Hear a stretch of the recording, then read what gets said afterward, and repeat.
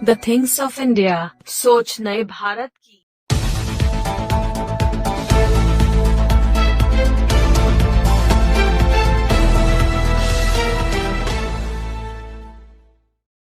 नमस्कार, आप देख रहे हैं the things of India news का खास कार्यक्रम जनता की आवाज़।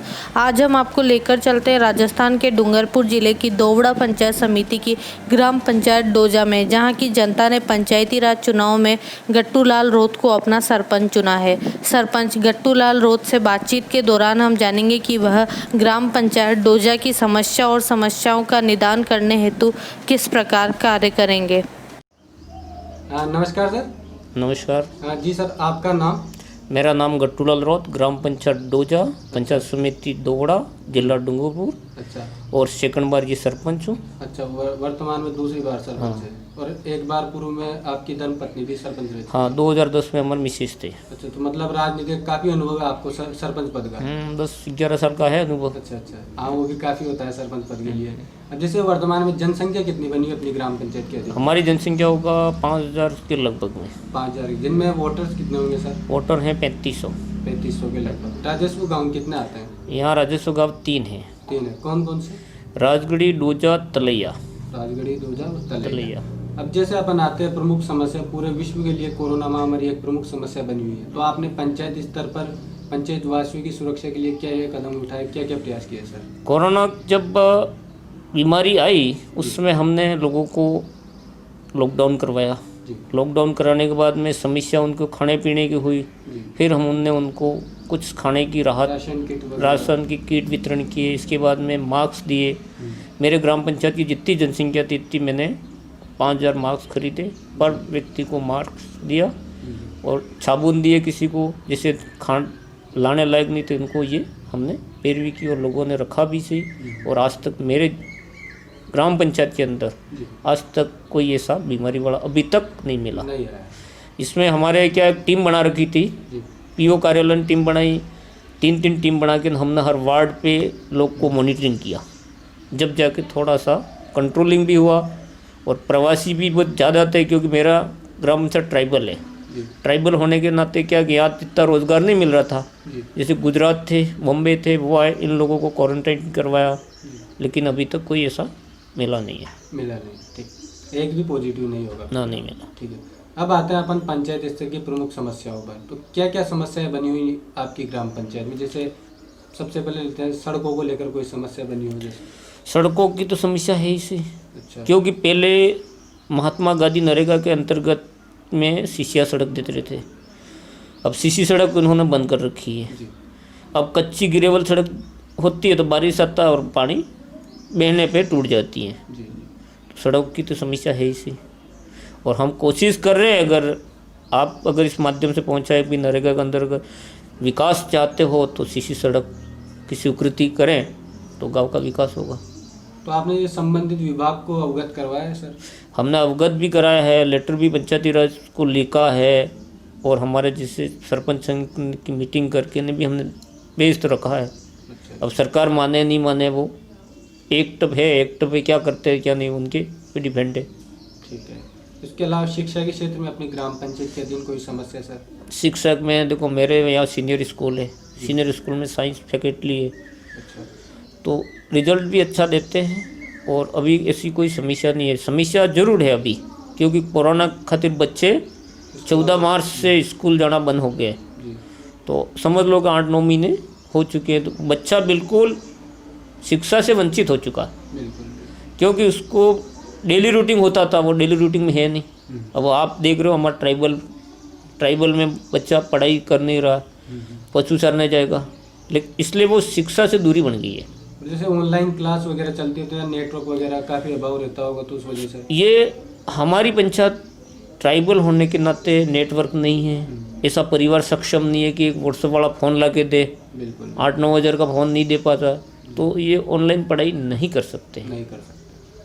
तो जैसे यहाँ से विद्यालय के लिए, विद्यालय से 12वीं उत्तीर्ण करने के बाद छात्र छात्राओं को कॉलेज में एडमिशन के लिए सरकारी कॉलेज कहाँ जाना पड़ता है? यहाँ से 20 किलोमीटर डूंगरपुर। इसके अलावा सागवाड़ा वगैरह? सागवाड़ा है। इसके अलावा फिर इधर बांसवाड़ा?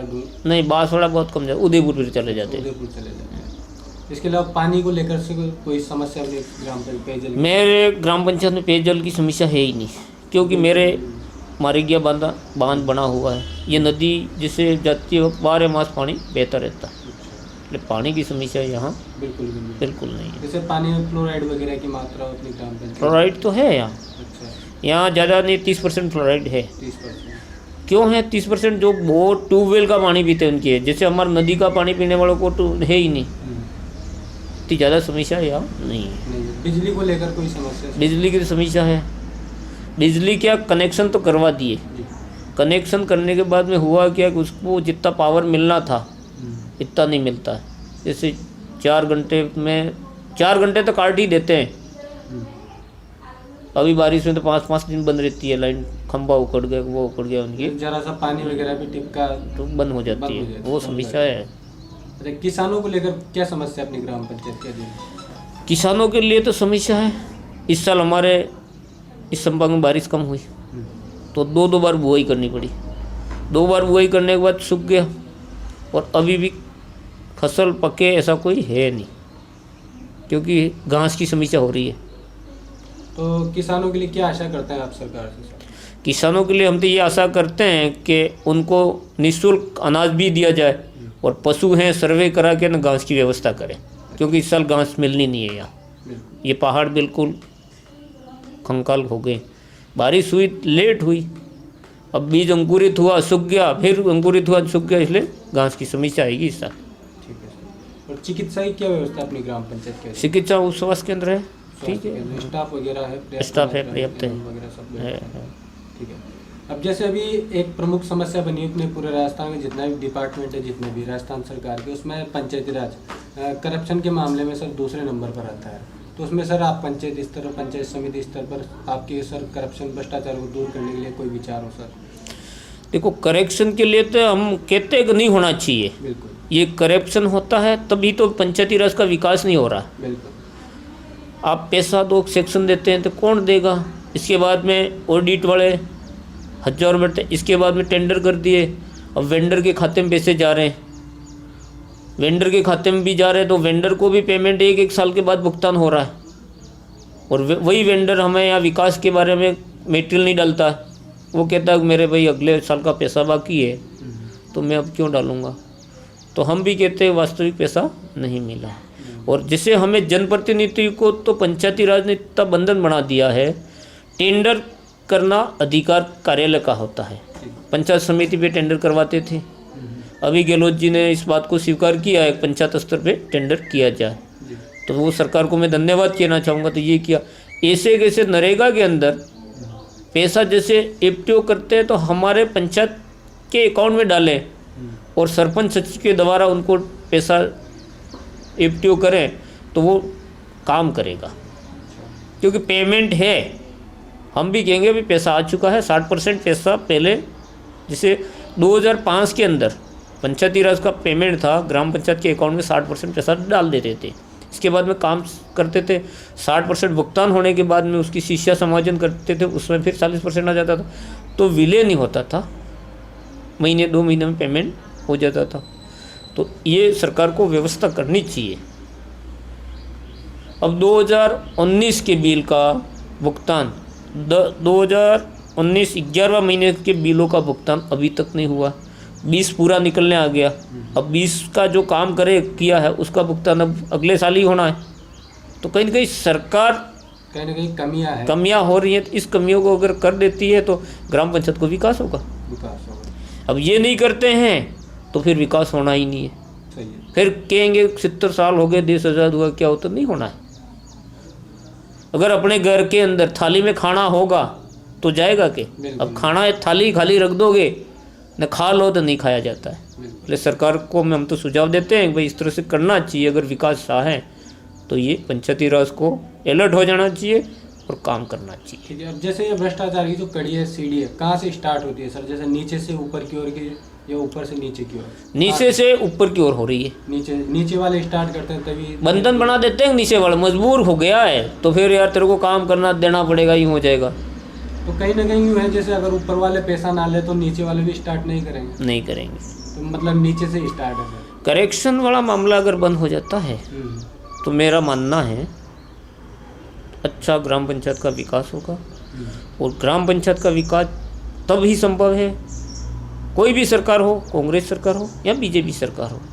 ग्राम पंचायत सरपंच होता है वो इन सरकार की रीढ़ की हड्डी है। भले वो नहीं माने, उनके नेता बन जाते, नहीं माने वो अलग बात है। मेरे यहाँ 2300 की वोटिंग होती है, किसी भी पार्टी से मैं बिलोंग करता हूँ, लेकिन मैं जाऊँगा सर्वसभा यूँ करके वोटिंग करते हैं लोग। और हम विधानसभा लोकसभा में हम आश्वासित करते हैं भाई इस फलाना विधायक जीतेगा तो ये कराएंगे ये कराएंगे, तो वो वोट लेके जाते हैं। मेरे जो ग्राम पंचायत आसपुर विधानसभा में पड़ती है, यहाँ हमें वोट मांगने आते हैं, फिर अगले 5 साल के बाद में विधायक आएगा और एमपी आएगा। अब हम भी वहीं भूल जाते हैं, हम जाते हैं तो हम यहाँ से अगर एमपी हमारा जाएं लोकसभा में, उदयपुर रहते हैं, हमारे यहाँ जाने से 3 घंटे हो जाते हैं। अब वहाँ जाने के बाद वो निकल के मिलना नहीं होता, फिर हम 1-2 बार जा सकते हैं, फिर तो यार नहीं मिलेंगे, यूँ कर जाते ही नहीं, तो वहीं हमारा विकास रुका हुआ है। अब जैसे कि आते हैं अपन जो वर्तमान में कांग्रेस सरकार है उसके कार्यकाल में सर, उसके कार्यकाल के बारे में जो उसकी योजना है उसके बारे में सर आपके विचार से। कांग्रेस कार्यकाल ने बहुत अच्छी योजना लागू की अभी, प्रवासियों की, हर चीज़ की, शिक्षा की, किसानों के लिए, लेकिन इसको धरातल पे लागू करनी चाहिए।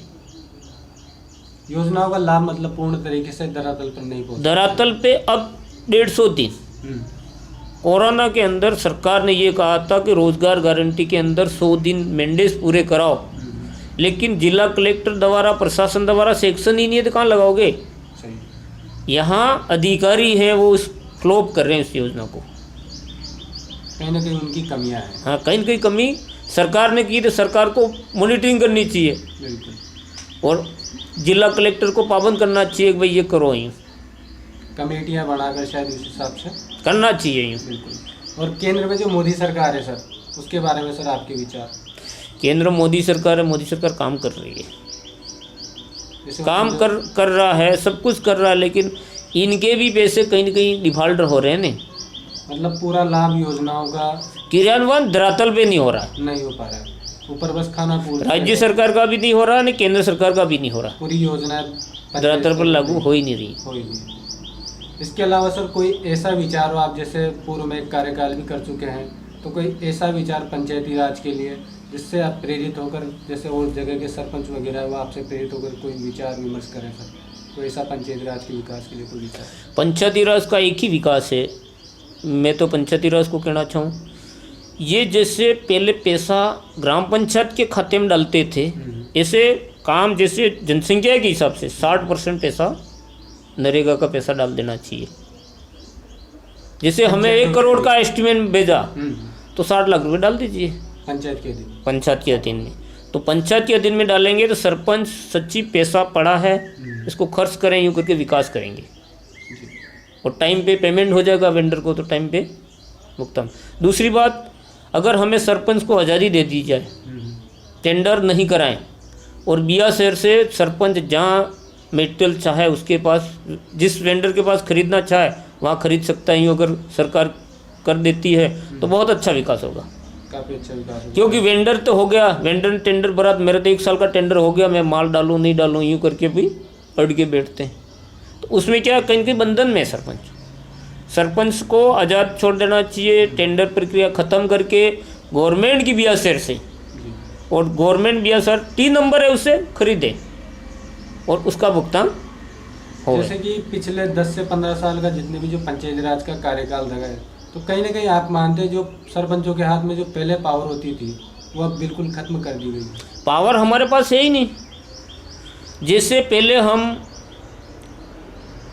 आंगनबाड़ी हैं, बाल विकास परियोजना के जो कार्यकर्ता हैं, उनके हम वेरिफिकेशन करते तो तनख्वाह बढ़ती थी।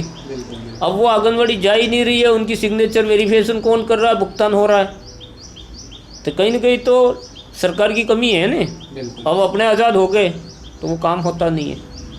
ठीक है सर, बहुत बहुत धन्यवाद। आपके विचार हमें काफ़ी अच्छे लगे। हम आपसे ये आशा करते हैं ग्राम पंचायत का आप निरंतर विकास करवाते रहें, जैसे आपने पूर्व कार्यकाल में जनता के साथ सहयोग से विकास करवाया, और आप ग्राम पंचायत को आदर्श पंचायत को अग्रसर करें। आदर्श पंचायत बनाने में ही विचार है, लेकिन हमें सरकार की जो लगा है वो धरातल पर लागू किया जाए तो आदर्श पंचायत सब बन जाए, मेरी नहीं, हमारे दोगड़ा पंचायत समिति की टोटल जिले की टोटल पंचायत बन जाए।